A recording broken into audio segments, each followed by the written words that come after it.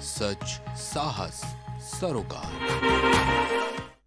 नमस्कार, आप देख रहे हैं प्राइम टीवी। मैं हूं आपके साथ आरती तिवारी। वक्त हो चुका है बात का, जहां जाति न पूछो अपराधी की, पूछ लीजिए जुर्म। एनकाउंटर करे यूपी पुलिस, सवाल खड़े विपक्ष। यूपी में इस वक्त बुलडोजर से लेकर एनकाउंटर में जाति काट की सियासत ने नया जन्म ले लिया है।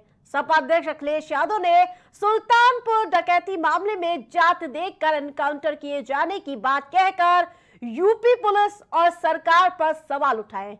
तो उधर सीएम योगी ने अखिलेश को जाति की राजनीति से फायदा उठाने की बात कह डाली है। देखिए रिपोर्ट। जाति न पूछो अपराधी की, पूछ लीजिए उसका जुर्म। एनकाउंटर करे यूपी पुलिस, बवाल खड़ा करे विपक्ष।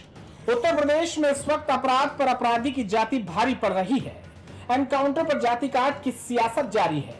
सपा अध्यक्ष अखिलेश यादव एनकाउंटर पर अपराधी की जाति देखकर जान लेने की बात कर रहे हैं, तो सूबे के सिरमौर योगी आदित्यनाथ अपराधियों को बिना टिकट परलोक की यात्रा पर भेजने की कसम खाए बैठे हैं। अपराधी कोई भी हो, पंडित, ठाकुर, यादव, दलित या मुसलमान हो, सीएम योगी अपराधी का पहचान पत्र देखे बिना उसे यमलोक की यात्रा पर भेजते रहे हैं। ऐसा ही कुछ हुआ उत्तर प्रदेश के सुल्तानपुर में, जहां डकैती के आरोपी से पुलिस की मुठभेड़ हो गई। यूपी एसटीएफ ने इनामी बदमाश मंगेश यादव को मुठभेड़ में मार गिराया। मंगेश यादव जौनपुर का रहने वाला था और उस पर 1 लाख रुपए का इनाम भी था। बदमाश मंगेश बीते दिनों सुल्तानपुर में सर्राफा कारोबारी के यहाँ दिन दहाड़े हुई डकैती में शामिल था। पुलिस करीब हफ्ते भर से इसकी तलाश कर रही थी। इस गिरोह के 3 बदमाश पुलिस के पहले ही एनकाउंटर में गिरफ्तार हो चुके हैं। आपको बता दें कि 28 अगस्त को सुल्तानपुर नगर कोतवाली के छटेरी बाजार में दुकान में दिन दहाड़े 5 बदमाशों ने डकैती डाली थी। इस ज्वेलरी शॉप के करीब 1 करोड़ 40 लाख की ज्वेलरी और नकदी लूटकर बदमाश फरार हो गए थे। पुलिस को इन बदमाशों की तलाश बहुत ही बेसब्री से थी। 3 दिनों पहले पुलिस ने गोड़वा चौकी के पास एनकाउंटर में अमेठी जिले के रहने वाले 3 बदमाशों सचिन सिंह, पुष्पेंद्र सिंह और त्रिभुवन उर्फ लाला हरिजन गिरफ्तार कर लिया था। पुलिस के मुताबिक ये तीनों इस डकैती कांड का हिस्सा थे। बुधवार रात एसटीएफ को सूचना मिली कि सर्राफा व्यवसायी डकैती कांड में शामिल जौनपुर का रहने वाला मंगेश यादव मूवमेंट करने वाला है। इसी खबर के आधार पर यूपी एसटीएफ ने भागते मंगेश का एनकाउंटर कर दिया। ये यहाँ 28 तारीख को ज्वेलर्स के यहाँ डकैती पड़ी थी, जिसमें हम लोगों के द्वारा उसको वर्कआउट करने की टीमें लगाई गई थी। आज तड़के पता चला उसमें 2 बदमाश इधर सुल्तानपुर से जौनपुर की तरफ जाने वाले हैं। इस सूचना पर एसटीएफ टीम द्वारा उन्हें रोकने का प्रयास किया गया। इसके द्वारा उन लोगों ने एसटीएफ टीम पर जान से मारने की नीयत से फायरिंग शुरू कर दी थी। जवाबी फायरिंग में 1 बदमाश घायल हो गया था, 1 बदमाश भाग गया था। पुलिस के ऊपर गोली चलेगी तो पुलिस फूल बरसाएगी।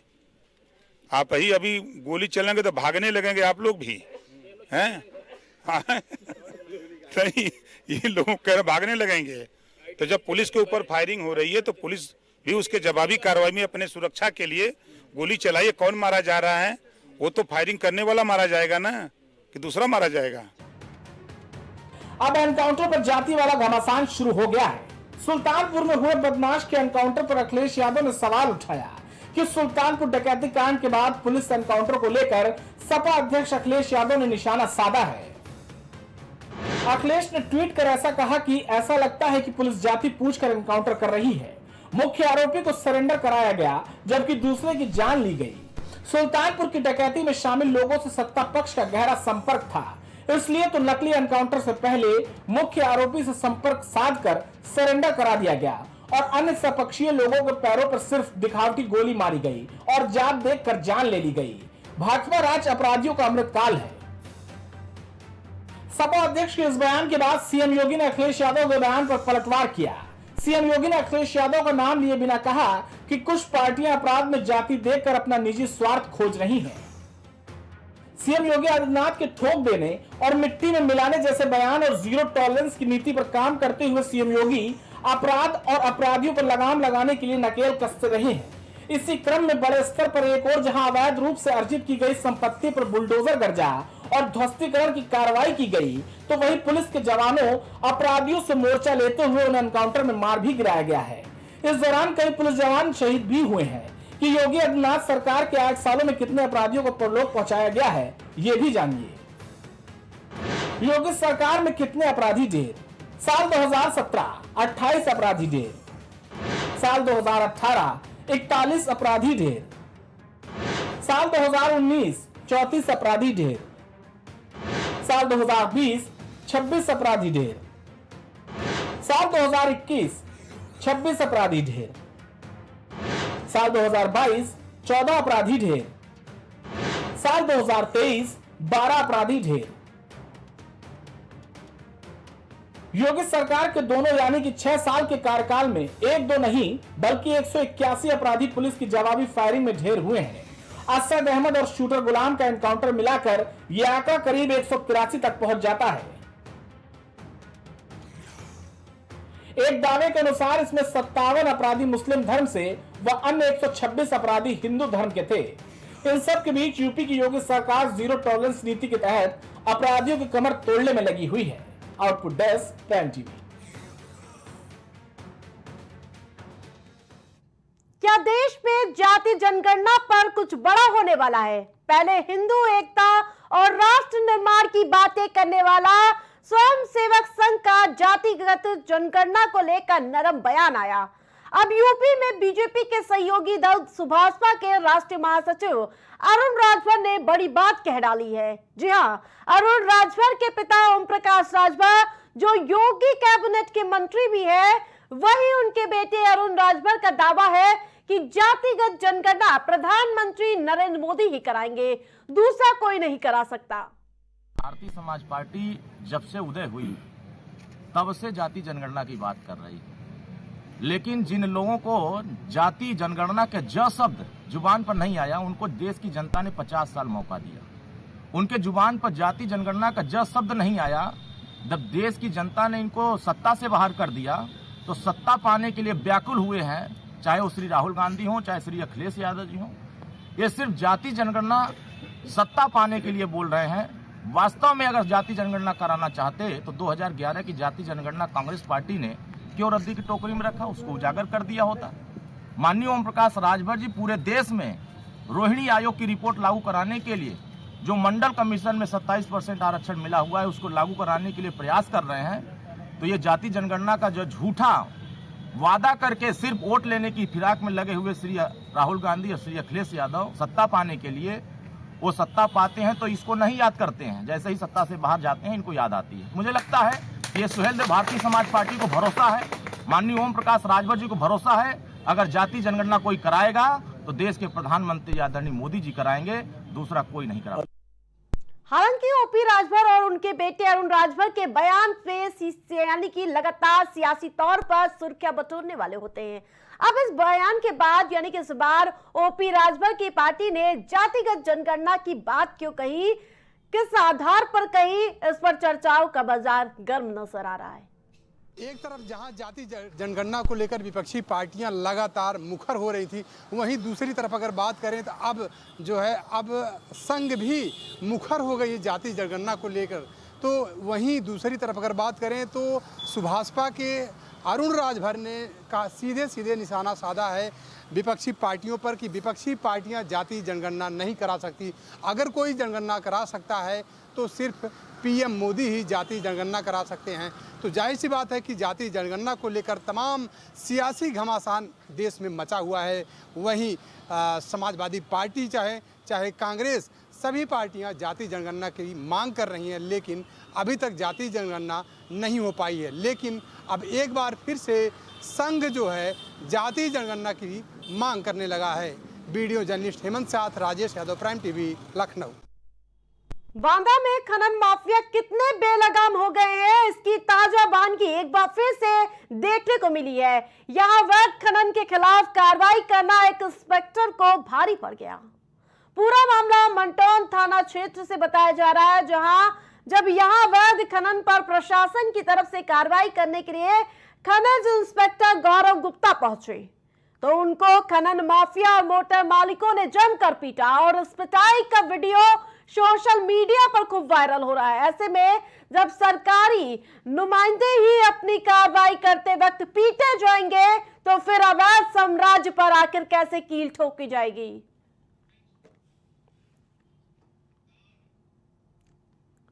सिद्धार्थनगर के डुमरियागंज पीपल्स इंटर कॉलेज में पूर्व विधायक मंत्री मलिक कमाल यूसुफ की द्वितीय पुण्यतिथि कार्यक्रम का आयोजन किया गया और इस कार्यक्रम में मुख्य अतिथि के रूप में नेता प्रतिपक्ष माता प्रसाद पांडे ने शिरकत की।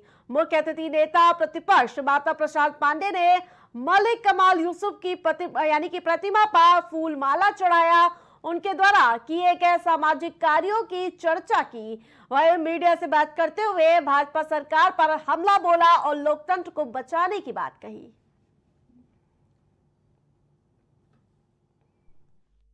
इस समय के साथ बदलाव आया। उस समय की राजनीति इस संघर्षों की राजनीति थी।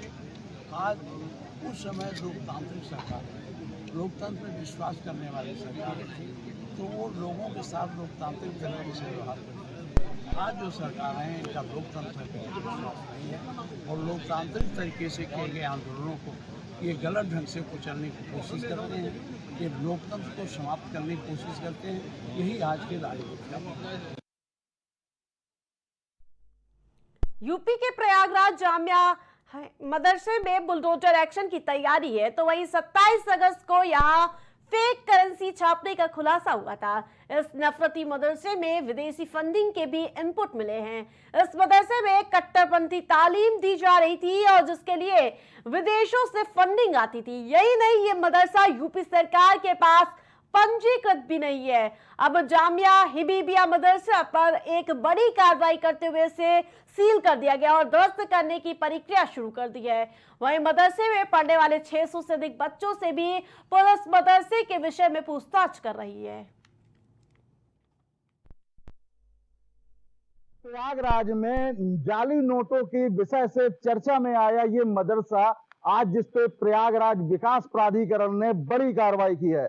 आपको बता दें, विगत दिनों पहले इस मदरसे में नकली नोटों का एक गोरख धंधा जो चल रहा था उसका भांडाफोड़ किया गया था, जिसके बाद कल यहाँ पर आरएसएस से जुड़ी कुछ किताबें पाई गई जिनमें आरएसएस को देश का सबसे बड़ा आतंकी संगठन बताया गया था। जिसके बाद पुलिस ने यहाँ पर कार्रवाई की, जांच पड़ताल हुई और आज इस पे प्रयागराज विकास प्राधिकरण ने भी बड़ी कार्रवाई की है और इसको मदरसे को सील कर दिया गया है। जिसका कारण बताया गया है कि यह मदरसा जो था अवैधानिक रूप से ये बनाया गया था। यहाँ पर जो इसका निर्माण किया गया था, इस मदरसे का अनाधिकृत ही, इसका कोई नक्शा पास नहीं था और इसकी कोई परमिशन नहीं थी इस मदरसे की, जिस कारण से आज प्रयागराज विकास प्राधिकरण ने इस मदरसे को सील कर दिया है। अब आगे देखने की बात होगी कि और आगे किस तरह की कार्रवाई होती है, क्योंकि इस मदरसे पे पढ़ने वाले 600 बच्चों की भी बात कही जा रही है, जिसमें उनसे भी पूछताछ की जा सकती है। प्रयागराज से प्राइम टीवी के लिए नीतेश सोनी की रिपोर्ट। हरदोई के मेडिकल कॉलेज में तैनात गार्डों ने एक पत्रकार के साथ मारपीट की है। जी हां, बताया जा रहा है कि एक पत्रकार खबर के सिलसिले से मेडिकल कॉलेज पहुंचा था, जहां उनके साथ मारपीट की गई। वहीं इस घटना से जिले के पत्रकारों में आक्रोश व्याप्त हो गया। गुस्साए पत्रकारों ने मेडिकल कॉलेज पहुंचकर धरना प्रदर्शन किया। धरने की सूचना पाकर मौके पर पहुंचे सिटी मजिस्ट्रेट ने गार्ड से माफी मंगवाई, तब जाकर पत्रकारों ने धरना प्रदर्शन समाप्त किया।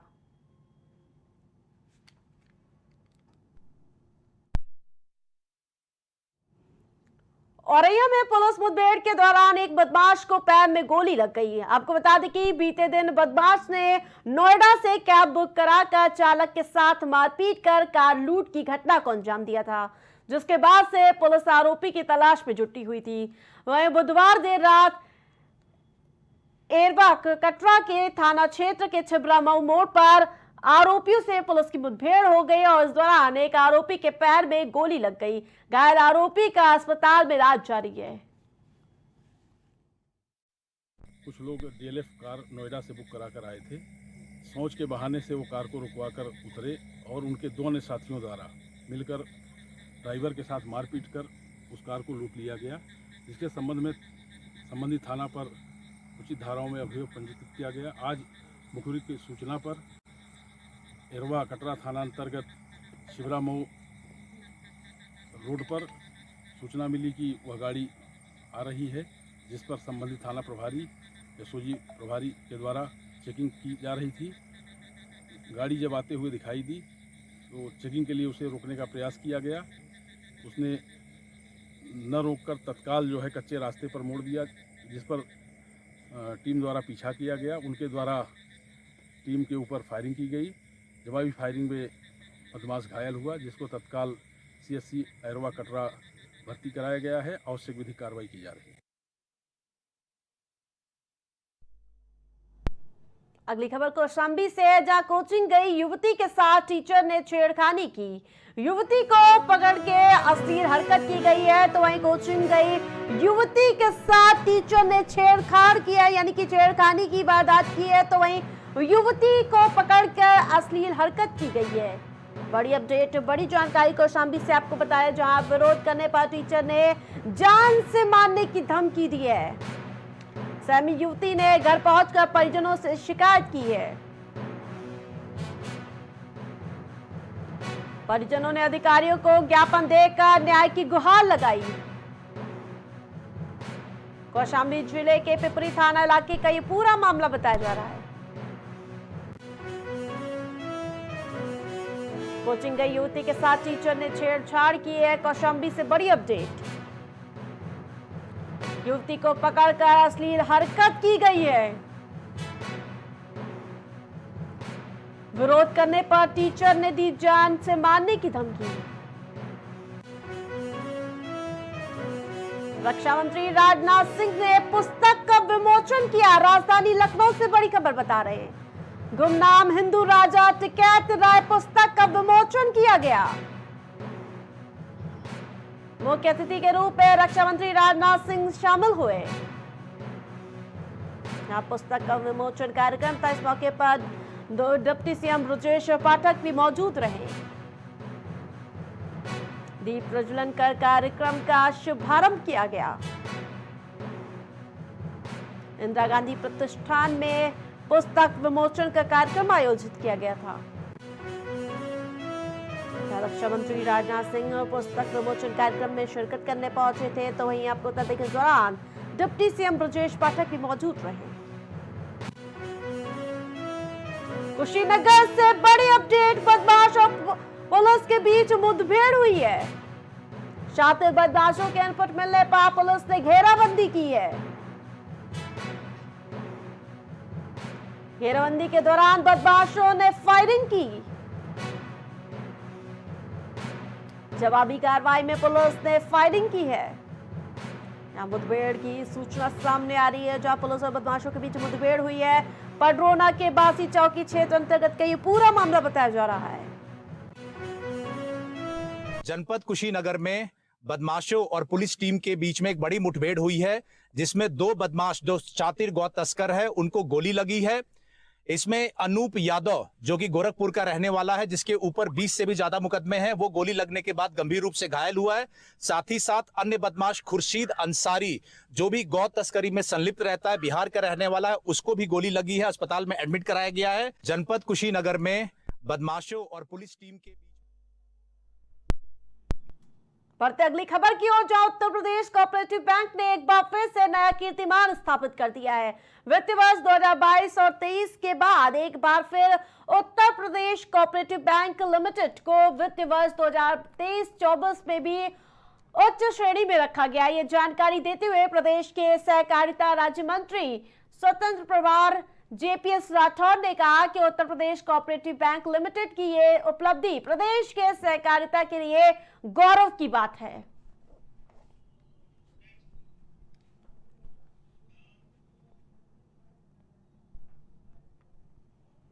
मथुरा के महावन तहसील में दलालों की बढ़ती सक्रियता की शिकायतों के बाद एडीएम योगानंद पांडे ने महावन तहसील का औचक निरीक्षण किया।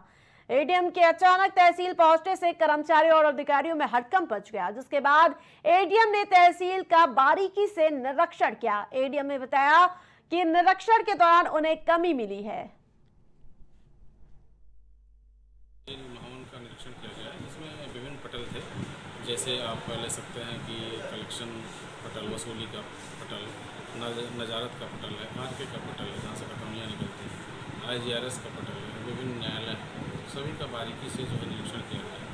इसमें कुछ कमियां पाई गई हैं और उनको दुरुस्त करने के लिए संबंधित जिलाधिकारी, संबंधित तहसीलदार को निर्देशित किया गया कि जो पटल सहायक हैं उनसे समय समय पर उनका मुआयना भी करते रहें, उनमें जो कमियां हैं उसको भी दुरुस्त करवाते रहें, ताकि आने वाले समय में तहसील में जो छोटी मोटी त्रुटियाँ हैं उसको दूर किया जा सके।